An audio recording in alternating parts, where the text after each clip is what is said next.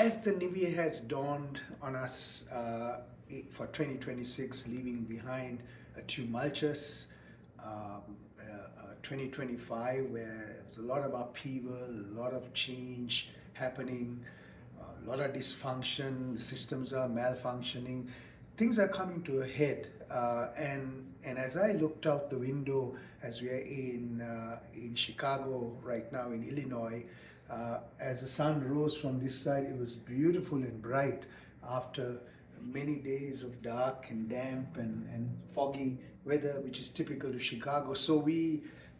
I really felt the energy in the air in terms of a new beginning, rising with the sunrise on the 1st of January in 2026, leaving behind the foggy, dark days of last year, which it was inevitable, right? Because of the 500 years of our experiment in terms of science coming to the forefront of the world from the 1500s with Descartes and Bacon basically separating ourselves from nature and thinking that science can subjugate nature and put the human being on top. But we are seeing the results of that in terms of the limits to this earth, and how much can we harm this earth, harm this environment, and pretend that we don't belong to nature. So I think there's an awakening that's happening too, awakening that we are one with nature, we are one with this cosmic universe, we are nature.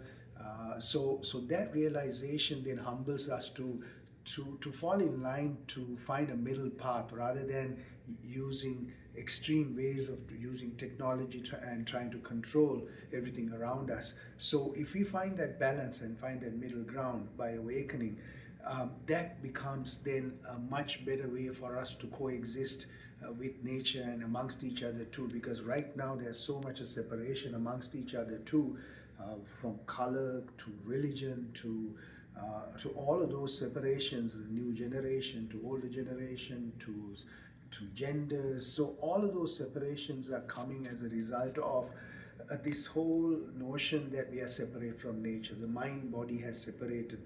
So when I take a deep breath, that separation of the mind and the body gets aligned, comes together. So when the mind and the body are together, we feel the world in a different way.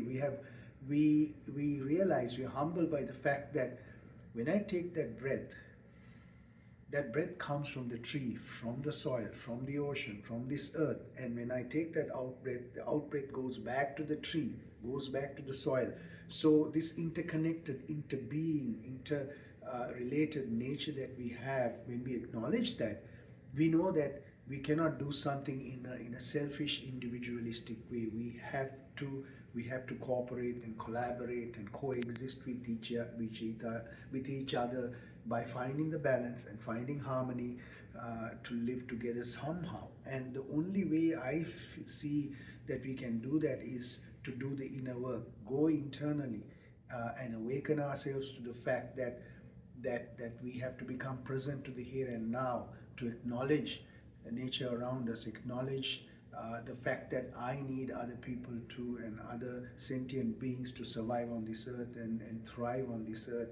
So when we come to that realization, I believe that we may find some balance, but there's always a bell curve, right? There's always people who are not awakened, there's always people who are going to be more awakened. But if we can really, through that inner work and the inner practice, awaken ourselves to that nature, to humble ourselves, I believe that we can coexist much better into the future. And I feel that the fact that things are coming to a head in terms of politics, economics, social systems are falling apart, and all of that is now helping people to realize that we need to cooperate and we need to work together. So as I look over the vast lake of Lake Michigan behind us, which separates United States and Canada here, these nations here have been leading the world economically.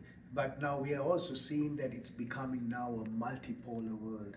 So there are other nations that are rising up, and we have to now coexist and accommodate each other and work with each other to really find that power balance and find that harmony, that we can live together in peace and harmony as best as we can.